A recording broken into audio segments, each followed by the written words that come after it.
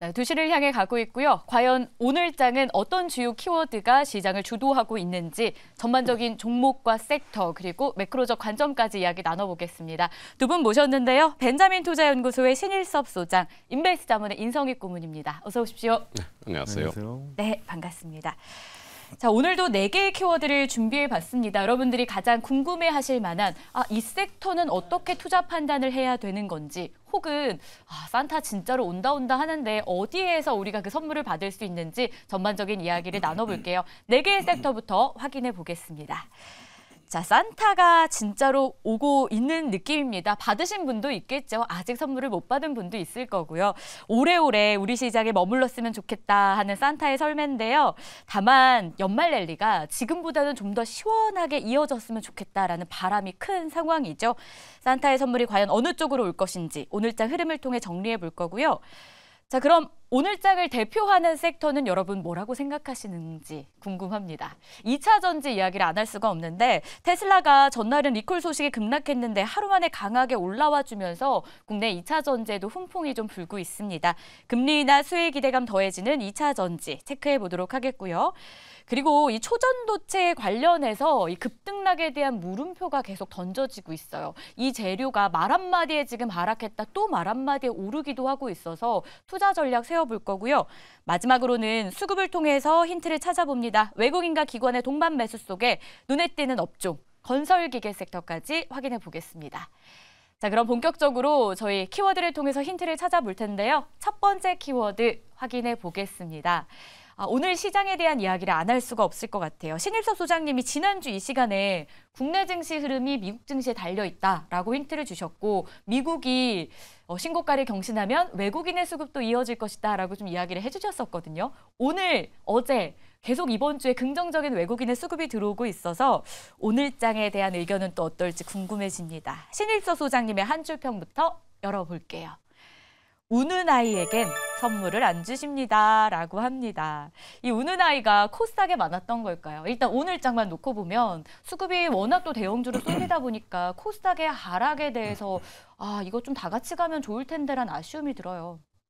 네, 저 정도 미국이 가줘야 이제 요 정도 갑니다. 진짜 아쉽죠. 그러니까 맨날 미국 그 전망은 마저도 한국 전망이 그렇게 맞지 않는다는 거를 맨날 서두 얘기하는 게 이런 것 때문이거든요. 미국은 진짜 뭘 골라도 어떻게 저렇게 괴물들이 많고 모든 섹터가 저런지 참 그렇죠. 너무 부럽죠, 사실. 우리나라랑 체급 차이가 다릅니다. 뭐 지금 아시다시피 돈 쓰는 천조국이라고 불리는 이유가 있잖아요. 그리고 1200조 됐더라고요, 이제. 천조국이 아니라. 국방비에 1000조 쓴다고 천조국이잖아요. 국방비에 1200조 들어가더라고요, 이제. 그리고 이제 방금 HTS 키다가 느꼈는데 주식 선물하기 이런 거 있더라고요. 우리 아이의 미래를 위해서 전기차 주식을 선물하세요. 그래서 연말에 이제 뭐 별다방 쿠폰이라던가 파리빵 쿠폰 지겹잖아요. 그래서 카카오톡으로 이렇게 주식 쿠폰으로 선물하는 것도 좋은 방법인 것 같아요. 뭐 옛날에야 뭐 주식을 친구한테 소개시켜주지 말라 했는데 뭐 이제 뭐 딸 아들 가진 이런 친구들 있잖아요. 이렇게 내가 산타가 된 것처럼 주식을 선물해 보는 것도 하나의 방법인 것 같고요. 뭐 미국 주식을 선물해도 좋고요. 그래서 우리나라는 이제 뭐 요 정도 가는 거고 이제 거래소 위주로 가는 거죠. 그리고 코스닥 같은 경우에는 이제 다 떠나는 게 거의 확정이 되어서 이게 참 안타까운 현실이지만 어떻게 할 수가 없고요. 에코프로 그룹에 그냥 달려 있다고 보시면 되죠.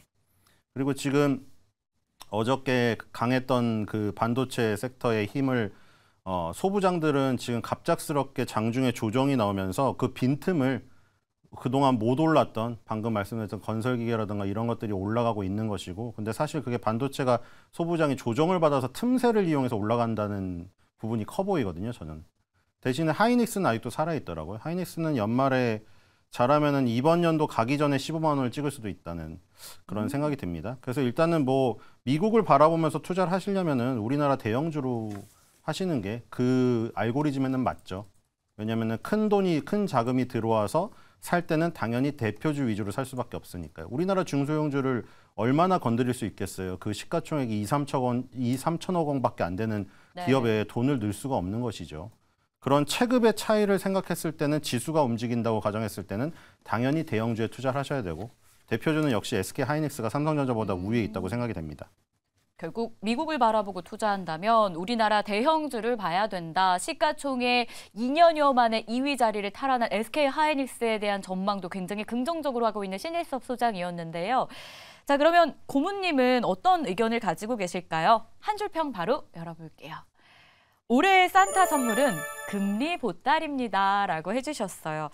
정말 금리 인하라는 단어가 많은 섹터에 지금 붙여지고 있거든요. 왜냐하면 이 좋은 재료를 많은 섹터에서 우리도 수혜주야 라고 하고 싶을 것 같아요. 가장 수혜가 좀 기대되는 섹터가 있을까요? 섹터나 시장이 완전히 이제 바뀌는 과정에 있을 수도 있겠다 생각이 들어요.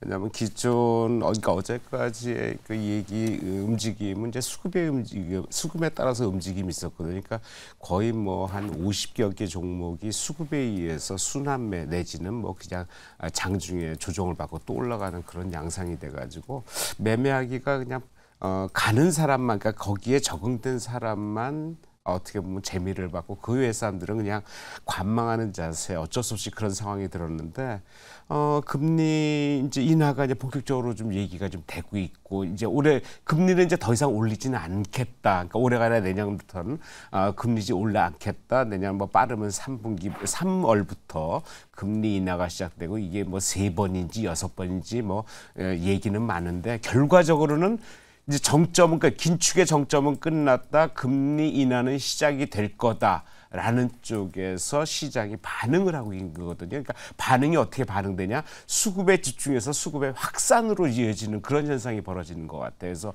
오늘 같은 경우 뭐 자동차라든지 2차 전지가 새로 이제 바닥을 찍고 올라오는 이런 것들이 다 연관짓는 상황이란 말이에요. 그렇다면은 그 시장에 맞게 지금은 연말에 대응을 하셔서 산타 선물에도 받으셔야지 그것도 아니고 그냥 기다렸다가는 좀 재미없겠다 생각이 드는데 아무래도 그 시장은 이미 지금 시작이 됐고 그 이전의 수급에 의해서는 이미 또 그런 쪽에 또 선물은 줬고 했기 때문에 그런 시장에 적정하게 대응하는 방법, 산타의 선물은 이미 주어진 상태에서 어떻게 취득하느냐, 이게 좀 중요한 문제 아닌가 생각이 듭니다. 알겠습니다. 두 분의 의견 저희가 다시 한번 확인을 해봤는데 산타의 선물을 좀 저희가 옥석 가리기를 통해서 좀 잘 봐야 될 필요가 있겠다, 좀 이런 생각이 들고요. 자, 그럼 바로 두 번째 키워드를 통해서 조금 더 구체적인 섹터의 이야기를 해보겠습니다. 테슬라가 불고 온 훈풍, 국내 증시에 연속성이 있을지 궁금해지고요. 구체적으로 간밤 미국에서는 테슬라, 루시드, 리비안 등이 급등을 했어요. 이게 국내 관련주들한테도 지금 훈풍이 되고 있는 상황인데 두 분의 의견 열어보겠습니다. 신일섭 소장님의 한 줄 평 볼까요? 테슬라는 소프트웨어 회사다라고 합니다. 이거 자동차 업체 아닙니까? 리콜 때문에 아마 소프트웨어라고 더 붙여주신 것 같은데 내용 좀 전해주시죠. 네, 테슬라 때문에 올랐다기보다는 테슬라는 물론 이 주식시장에서는 전기 자동차의 어떤 대부로서 테슬라의 움직임이 많이 좌지우지되는 건 사실이지만 우리나라는 양극재 업체이기 때문에 정책에 더 중요성이 있죠. 어제 그 가이던스 나와서 오른 거가 전 더 크다고 생각이 됩니다. 네. 이거는 사실 테슬라는 이제 소프트웨어 회사고 한 단계 나간 거죠. 테슬라가 전기차 그 판매량에 따라 좌지우지되는 흐름을 벗어난 지가 오래됐어요. 자율주행 소프트웨어를 파는 회사고 나중에 나아가서는 슈퍼컴퓨터를 만드는 회사고 데이터 센터를 하이퍼 스케일로 갖고 있는 회사고 팹리스가 될 회사고 테슬라는 여러 가지로 설명이 될 수 있기 때문에 전기차 회사로서 설명할 수가 없는 것이죠. 그래서 더 높은 가치를 부여를 한다면 테슬라는 전기차 판매량과 관계없이 더 높이 갈 수 있는 그 부분이 있고요. 우리나라 배터리 양극재는 이제 무조건 판매량이 좋아야겠죠, 전기차가. 그리고 요즘에 나오는 전기차 가격을 떨어뜨리니까 우리가 예전에 시기상조라고 얘기했던 것들이 하나둘씩 나오긴 하고 있잖아요. 뭔지 아시죠? 이런 것들을 해봤잖아요. 만약에 전기차 회사가 배터리를 내재화한다면 전기차 회사가 소비자 가격을 내렸을 때 누구한테 단가 인하 압력을 넣을 것이며, 그렇죠? 그런 것들이 얘기가 나오기 시작하고 있잖아요. 물론 양극재 업체가 경쟁력이 뛰어나서 슈퍼 의뢰 입장으로 반도체로 따지면 ASML 같은 입장에 처한다면 있다면은 모르겠는데 그렇지 않다면 이제 배터리 회사한테 압력을 넣을 수도 있다는 거죠. 전기차 가격 깎은 거를 누구한테 압력을 넣겠어요. 그래서 그런 힘겨루기에서 어떤 시장 상황에 따라 힘겨루기에서 떨어지면은 슈퍼 을이 아니라 을로 떨어질 수도 있다는 거. 근데 어저께 일단 IRA법의 첨단 제조 생산세액 공제 가이던스에 우리나라 배터리 태양광 풍력주 긍정적인 소식이 나오면서 오늘 오랜만에 뭐 하나솔루션이라던가 지금 그 풍력주, 해상풍력, 그다음에 배터리주 이런 것들이 다 같이 발표가 급등이 나옵니다. 그래서 지금 IRA 첨단생액 공제 수혜 부분, 이 부분이 지금 큰 것 같아요. 왜냐하면 지금 움직이는 걸 보면은 배터리, 풍력, 그다음 그 태양광주 같이 움직이고 있거든요. 그러니까 이게 좀 이해관계가 서로 다르고 알고리즘이 다른 저 스타일이 IRA 수혜법으로 묶으면 같은 카테고리에 묶일 수가 있겠죠. 그러니까 얘네들이 같이 움직인다는 것은 아무래도 테슬라의 반등보다는 그 세액공제 효과, 네. 그 부분이 컸다 이렇게 보입니다. 테슬라의 영향보다는 세액공제 가이던스 덕분에 상승한 영향이 크다. 오늘 2차 전지 상승에 대해서는 그렇게 좀 보고 있었고요. 아무래도 좀 기사 자체가 내용을 좀 끌어모아야 되니까 테슬라의 영향이다라고 단순화시키지 않았나라는 생각도 듭니다. 고모님은 그럼 어떤 의견이실까요? 2차 전지에 대해서요. 한 줄 평 열어보겠습니다. 테슬라 리콜이 주가에는 훈풍이라고 물음표를 달아주셨는데 이번 주 수요일이었잖아요. 이틀 전 출연하셨을 때 2차 전지 이제 슬슬 모아갈 때다. 내년에 대해서 좀 긍정적으로 보고 계셨는데 물론 뭐 단기간 주가 급등을 예상하신 건 아니었지만 오늘만 보면은 이게 슬슬 2차 전지가 시동을 거는 건가라는 생각도 들어요. 좀 후속 전략을 주신다면요. 예, 좀 전에 말씀드렸지만 이게 이제 그 금리하고 연결이 다 되는 거예요. 네. 그래서 금리가 이제 더 이상 그런 거에 대한 이제 두려움이 없기 때문에 지금까지는 어떻게 될지 모르고 좀 걱정되고 그리고 금리나 얘기는 있었는데 많이 그 주가에는 또 선반영 대분이 없지 않아 있었고 그래서 그런 쪽에서 연말까지 특별한 뭐 미국에서 들리는 소식도 없고 그러다 보니까 그냥 수급에 의해서 이제 종목이 축소돼서 가는 상황이 됐는데 실제적으로 그것을 이제 공인하다시피 이제 FOMC에서 얘기를 해주니까 바로 점도표에서도 이 말이 나왔으니까 그거에 따라서 이거는 이제는 내년도 경기가 이제 좋아지겠구나 인플레이션 압력에서 상당히 벗어나겠구나 이런 쪽에서 이제 전체적으로 확산이 되고 확산에 대표적으로 올라가는 게 지금 2차 전지 그리고 이제 오늘 같이 올라가는 자동차 관련해서 자동차 부품 주까지 그래서 지금 쌍벽인 것 같아요. 2차 전지 자동차하고 반도체 연결된 AI하고 이게 둘이 맞붙으면서 서로 주거니 받거니 하면서 상당히 건전한 상승세를 이루지 않을까. 그러니까 기존에 집중되는 수급에서 이제는 확산되는 조짐에서 건전한 상승이 이루어지지 않을까. 상당히 지수도 상당히 밝게 볼 수 있다 이런 측면인데 지금 테슬라 같은 경우 사고가 났는데 거꾸로 주가가 어제 거의 5% 가까이 올랐어요. 그 전날도 2% 올랐고요. 그래서 야 이게 말이 돼? 이런 식으로 생각을 했는데 기존의 리콜한 회사들 보면은 뭐 토요타도 300만 대 올해요. 포드도 600만 대. 지금 이번에 테슬라가 200만 대 올해 합쳐서 240만 대 정도 리콜이 되는데 리콜한 회사가 그렇게 최근에 빠지지 않았는데 이미 그 전에 좀 손해를 봤어요. 주가가 빠졌는데 11월 들어서는 전부 다 같이 올라가고 있거든요. 그리고 리비안 같은 경우는 어제 오늘 뭐 20% 이상 합쳐서 20% 이상 급등을 했어요. 그래서 그런 쪽에서 전체적으로 그 리콜이 되더라도 지금 소프트웨어 정도의 리콜이거든요. 그러면 리콜 조치가 다 됐다는 거예요. 그리고 어떤 뭐 하드웨어가 아니고 부품이 아니기 때문에 돈이 안 든다는 거예요. 기존의 소프트웨어 개발하기 위해서 돈은 들었겠지만 그건 이미 접어놓고 새로 돈 드는 건 없다. 이런 쪽에서 아마 테슬라는 좋게 그러니까 거꾸로 리콜인데도 불구하고 투자자들은 끝났네 하고 받아들인 거 아닌가라는 생각에서 주가가 좀 올라가고 전체적으로 자동차 업종이 같이 올라간 게 아닌가 생각한다면은 그 시장은 지금 자동차뿐만이 아니라 전체적인 확산과 맞물려서 실적과 연계된 저평가 소외주 쪽으로 간 게 아닌가 이렇게 좀 판단을 해야 될 것 같습니다. 실적까지도 맞물린 저평가 소외주의 관점으로 2차 전지에 대한 두 분의 의견 이렇게 들어봤고요. 또 다음 키워드를 통해서 저희가 힌트 열어보겠습니다. 초전도체 관련한 테마 이야기 안 할 수가 없습니다. 근거가 없다. 아니다. 검증받겠다. 이 말 한마디에 주가의 변동폭이 정말 큰 상황인데 신일섭 소장님은 어떤 의견이실까요? 한 줄 평 바로 열어볼게요. 그냥 슬릭백 체인지 하자라고 합니다. 좀 보수적인 한 줄 평인 것 같아요. 근데 또 CCS의 의견을 보면 우리가 제대로 된 검증을 해보겠다라고 되게 자신감 있어요. 이 자신감을 보고 개인 투자자들이 따라갈 수도 있거든요. 그 자신 있으시면 하시면 됩니다. 이거 뭐 하라는 거 뭐 하지 말라는 법으로 규정된 게 없잖아요. 네. 그 주시장에 거래를 아무나 할 수 있게 되어 있기 때문에 불법만 저지르지 않으면 되죠. 자신이 있으면 하시면 돼요. 신성, 델타테크, 모비스 위주로 하시면 되겠죠. 두 개가 이제 힘겨루기를 하다가 모비스는 뭐 초전도체 말고도 막 여러 가지 테마로 얽혀가지고 또 갔잖아요. 이게 지금 오늘은 또 신성, 델타테크가 우위에 있는데 자, 물론 시세가 죽지 않았어요. 둘 다. 시세가 살아있어요. 지금 완전히 끝나지가 않았거든요. 그러니까 이런 거 좋아하시는 분들은 지금 테마주에 열중하시면 되죠. 대상우 보세요. 그쵸? 사진 한 장으로 지금 어디까지 갈런가. 지금 아마 한동훈 법무부 장관 등판 확정 때까지는 갈 것 같아요. 계속 저런 식으로. 이거 초전도태도 마찬가지잖아요. 끝이 없는 거죠. 왜냐하면 누구는 초전도태라고 주장하는 사람이 있고 이 지금 뭐 네이처지나 이런 데서 뭐 판단을 내렸다고 하더라도 포기를 안 해요. 그리고 우리나라에서 초저원 학회에서 검증을 했다는 것도 인정을 안 하는 사람도 많아요. 초저원에서 왜 그걸 판단을 하냐고.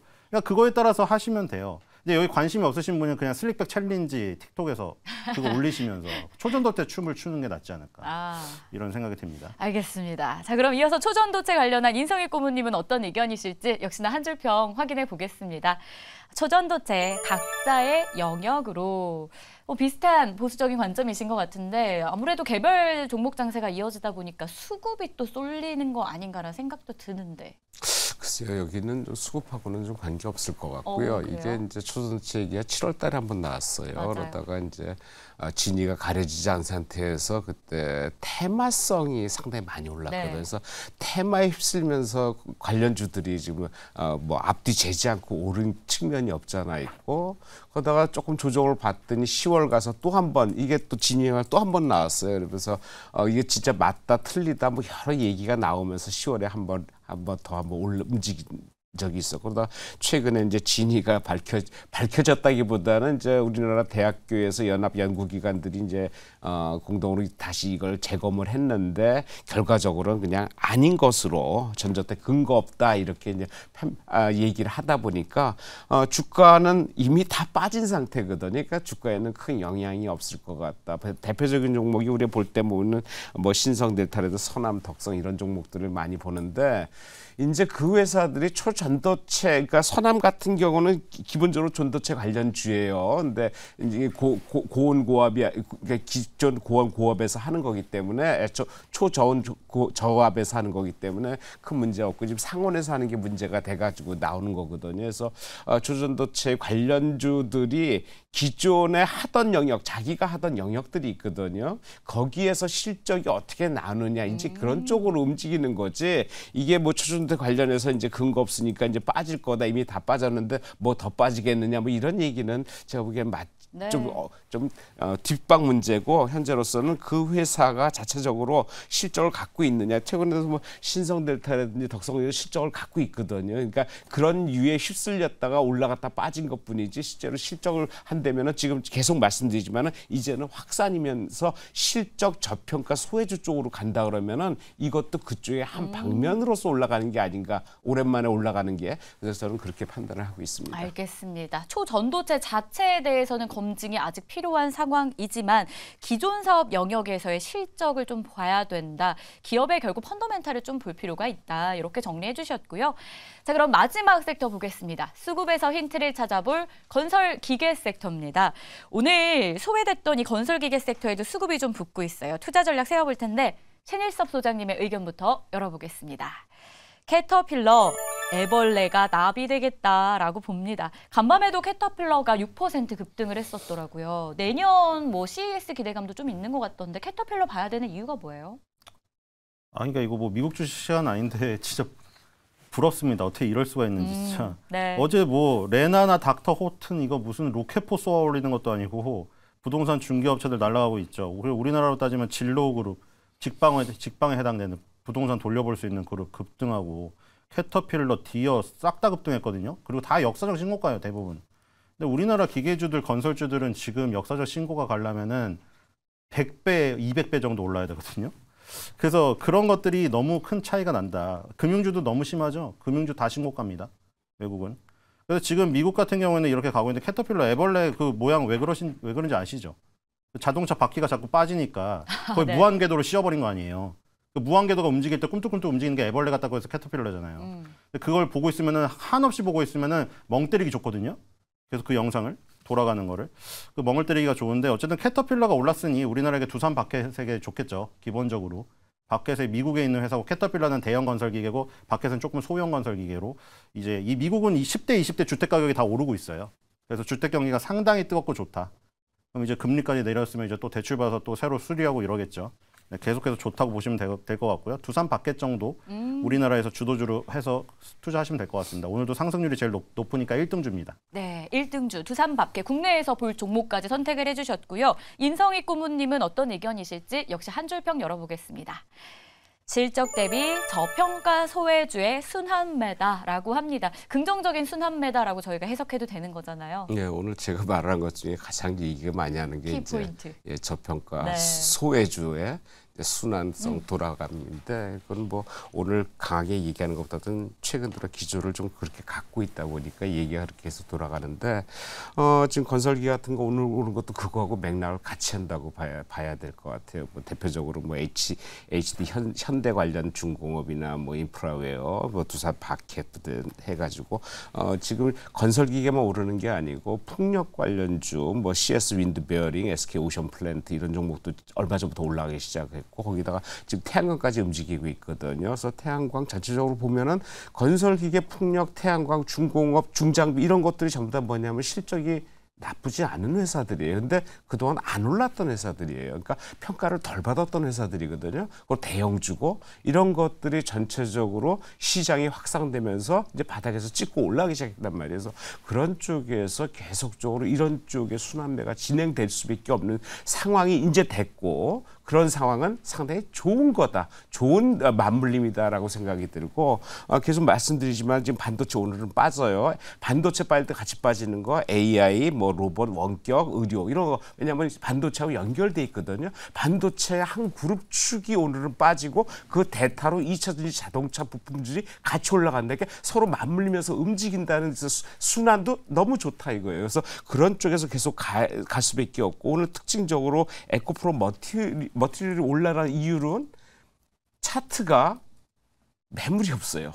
그런 쪽에서. 그리고 에코프로보단 에코프로 BM이 매물이 없어요.